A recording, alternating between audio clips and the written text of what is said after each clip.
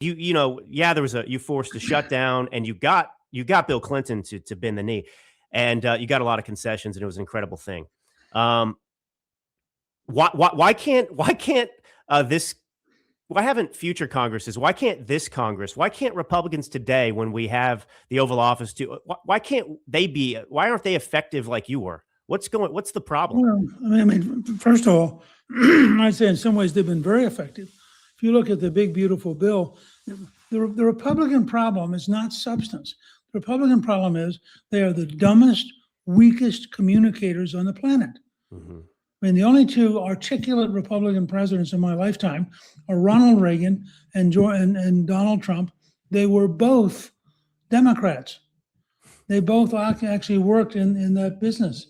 And so I look at all that, and, the example I'll give you is that the one big, beautiful bill by itself is going to revolutionize the American economy.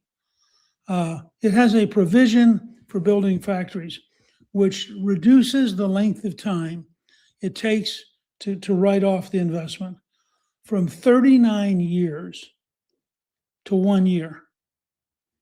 Now, the impact that's going to have over the next 5 or 8 years is going to be phenomenal. And by the way, you're beginning to see it. You're beginning to see the manufacturing index go up very dramatically. They have a huge increase in tax returns, where the people are getting money back. I think over $100 billion surge in 1 year. So that we'll have the largest amount of refunds in American history this year. So there are a lot of things going on. You've had a revolution in access to energy. And you're going to see more stuff like this. Part of the problem is that you get to a key fight, you're going to have virtually everybody in the propaganda media on the side of the left. So they're going to totally distort what's going on.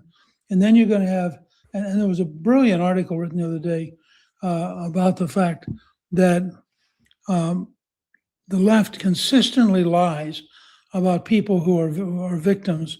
The case they were using was the guy in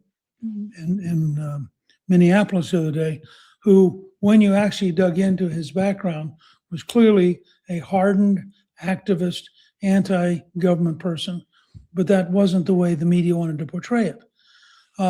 So I think part of what you have to recognize is that we have to learn to communicate what we're doing.